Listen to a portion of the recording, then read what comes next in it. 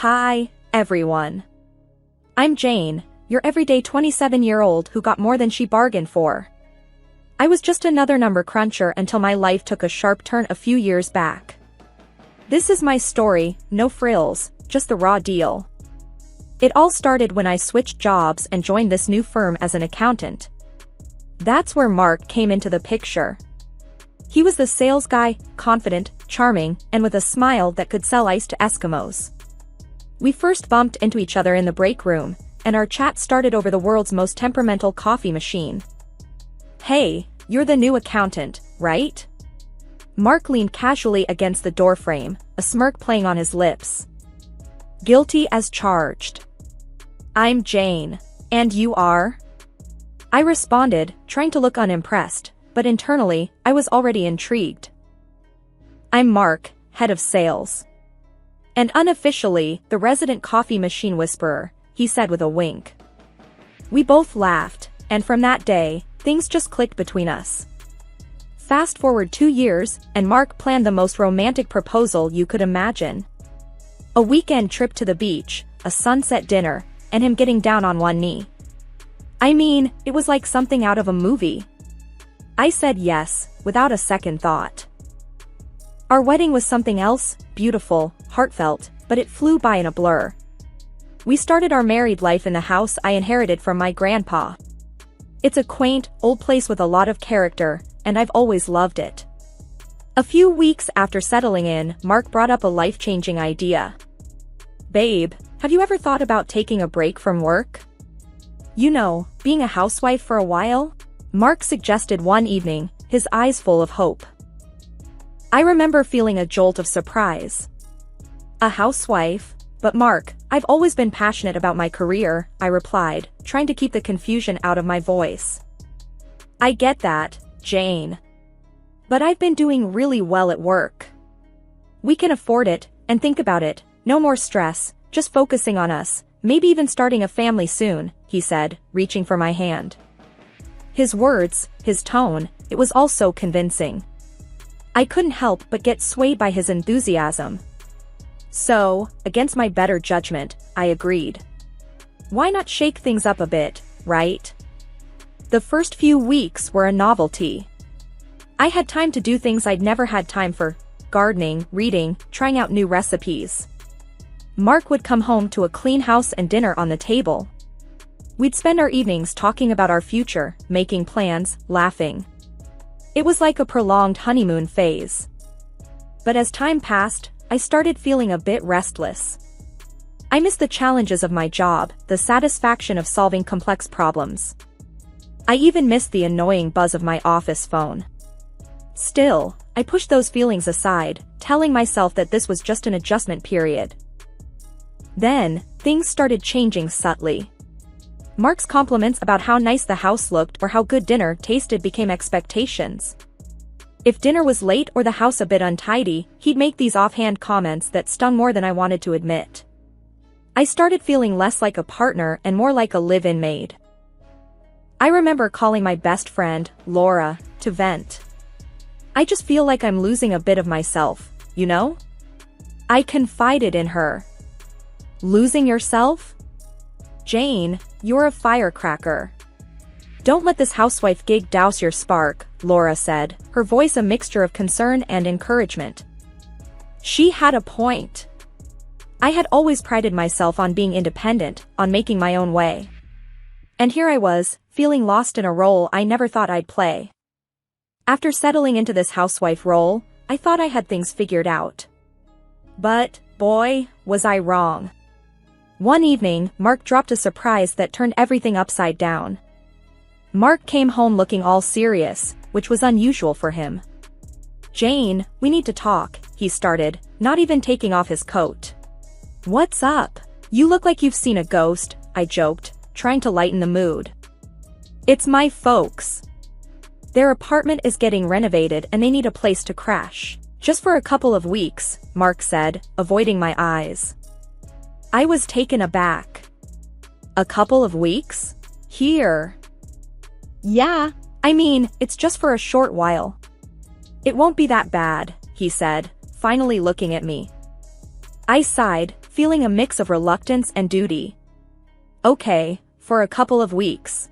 But they need to respect our space, Mark. He nodded. Of course, they will. Thanks, babe.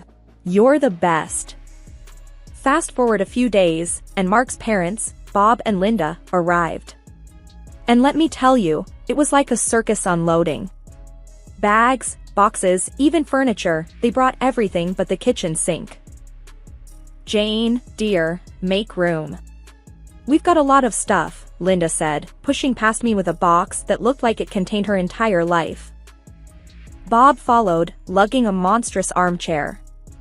Hope you don't mind us bringing some comforts from home, he grunted as he squeezed it through the door. Our cozy home turned into a storage unit overnight. Everywhere I looked, there were their things. It was overwhelming, to say the least. But that was just the start. Bob and Linda didn't waste time making themselves at home. Bob took over the TV, flipping channels like he owned the place. Linda started rearranging my kitchen. My kitchen? Linda, what are you doing? I asked, trying to keep my cool. Oh, just organizing things a bit better, dear. You know how it is, she said without even looking at me. I bit my tongue, reminding myself it was only for a short time. But inside, I was fuming. This was my home, and they were treating it like their vacation house. Then came the dinner fiasco.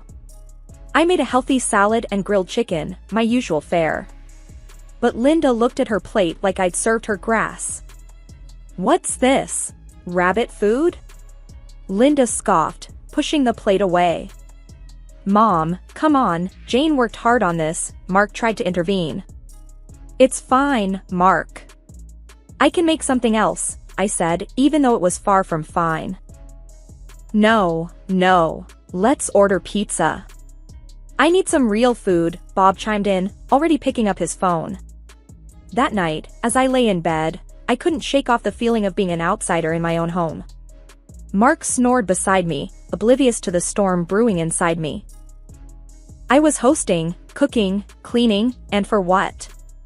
To be treated like an unpaid maid in my own house. My in-laws, Bob and Linda, had turned my house into their own personal playground. But things went from bad to worse real quick.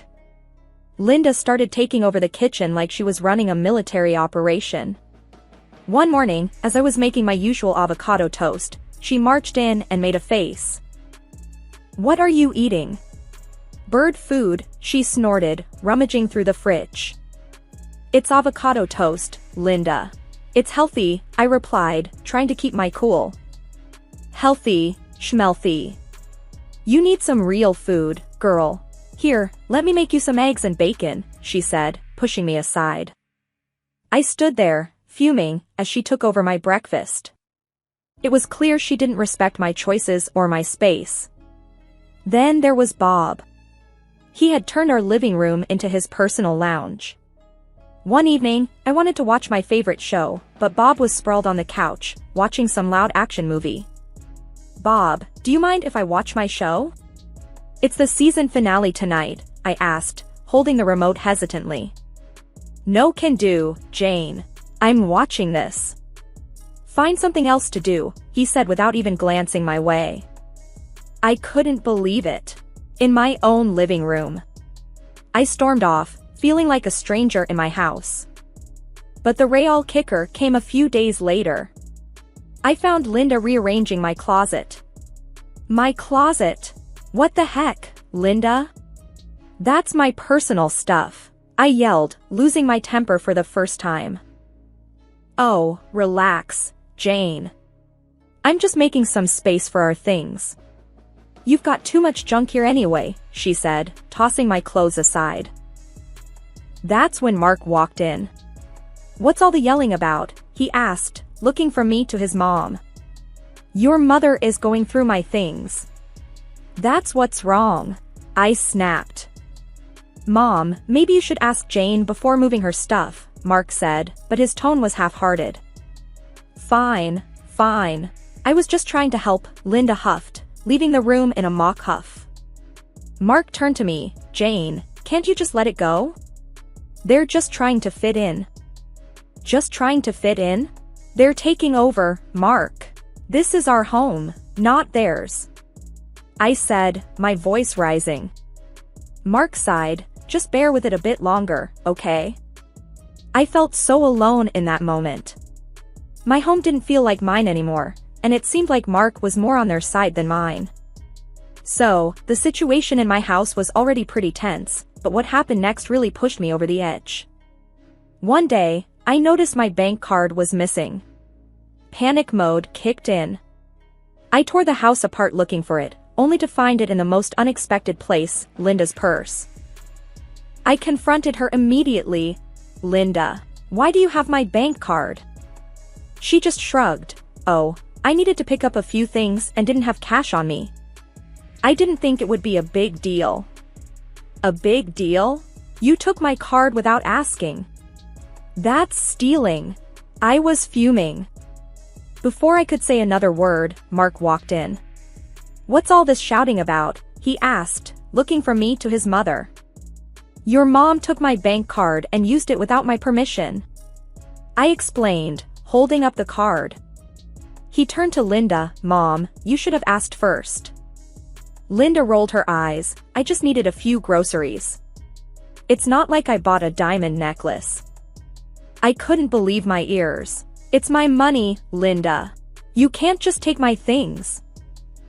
That's when Mark dropped a bombshell. Jane, let's not blow this out of proportion. You live off my money anyway, so what's the big deal if my mom uses it? I was speechless. His words hit me like a slap in the face. Your money? I can't believe you're saying this. It's our money, Mark, in our marriage. He just shrugged. Whatever. It's not a big deal. She'll pay you back. I felt like I was in some bad dream. My husband was taking his mother's side over something so blatantly wrong. A couple of weeks passed, and the tension in the house was unbearable. I decided it was time to ask the big question. So, when are you two planning to move back to your apartment? I asked Bob and Linda one evening at dinner. They just laughed. Move back? Why would we do that? Linda said, exchanging a look with Mark. Yeah, we've decided to stay here. It's much nicer, and Mark doesn't want to waste money on rent for us, Bob added. I turned to Mark, looking for some sort of explanation. He avoided my eyes. Yeah, Jane. It doesn't make sense to rent a place for them when we have space here. I sat there, stunned. My home, my sanctuary, was being overtaken.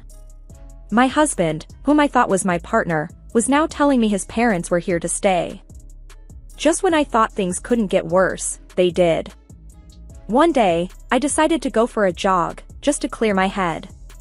But luck wasn't on my side.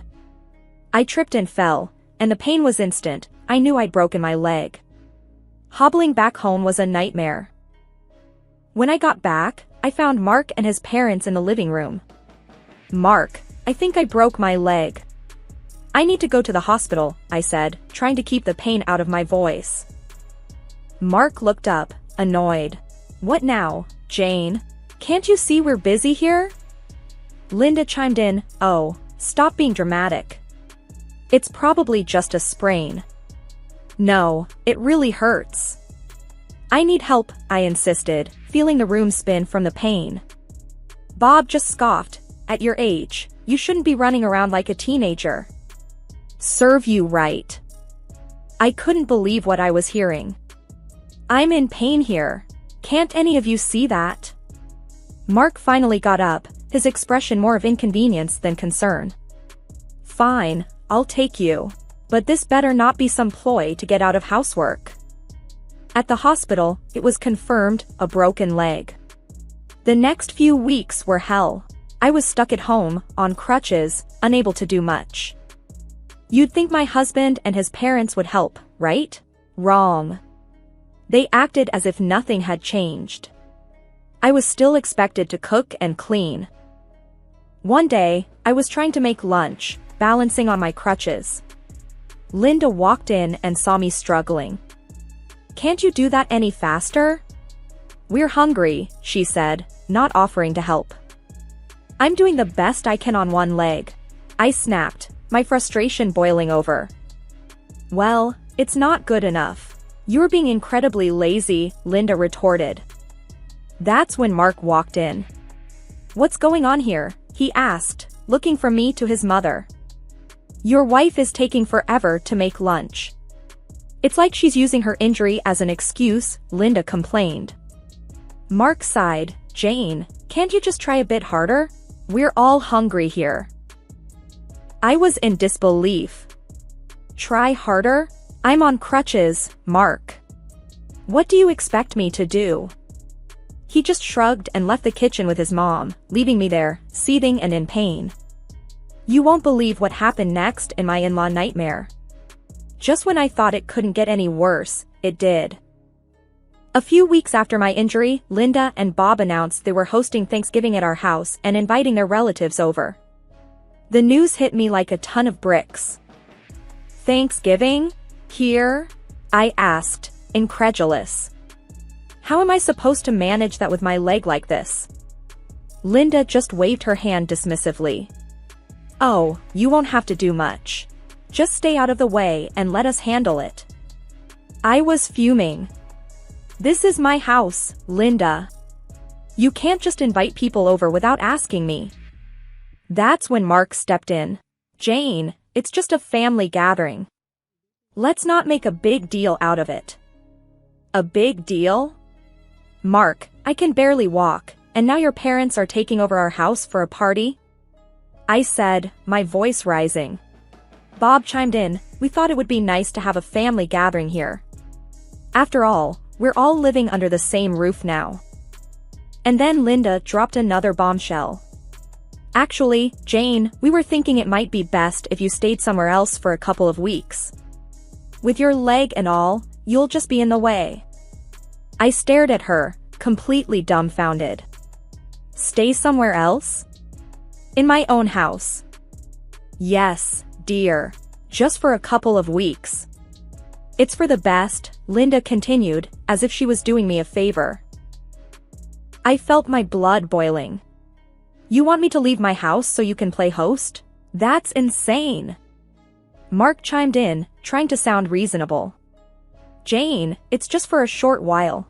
It'll be easier for everyone. Easier for everyone? This is my home, Mark. I'm not going anywhere. I shot back, my voice shaking with anger. Bob shrugged. We thought you'd appreciate not having to deal with the stress of the holiday. That was it. I lost it. Get out. Both of you, get out of my house now. I yelled, feeling a mix of rage and disbelief. Mark's face turned red. Jane, you're being unreasonable. They're my parents. You can't just kick them out. Unreasonable? They're taking over my home, and you're letting them. I was practically screaming now. Mark's expression hardened. If you can't respect my parents, maybe we shouldn't be together.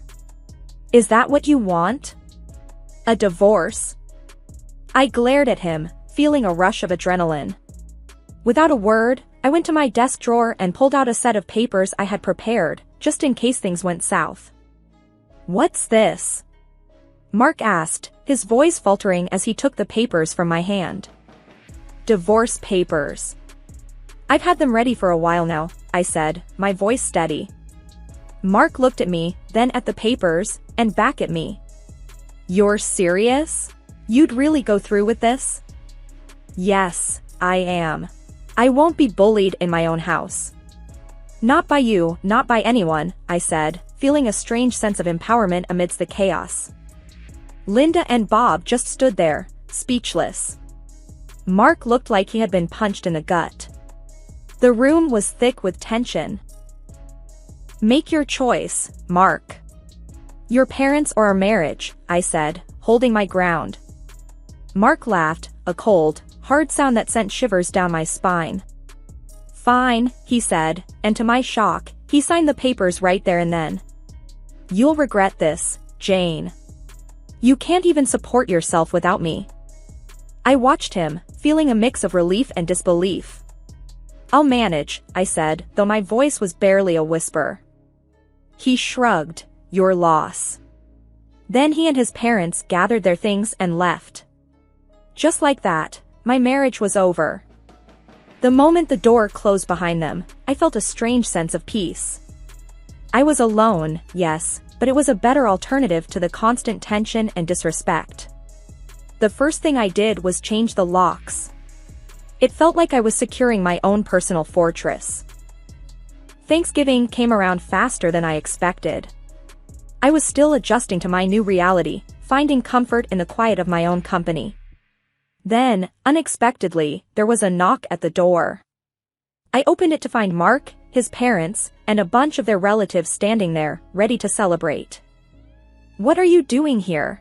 I asked, stunned. "We're here for Thanksgiving, Jane."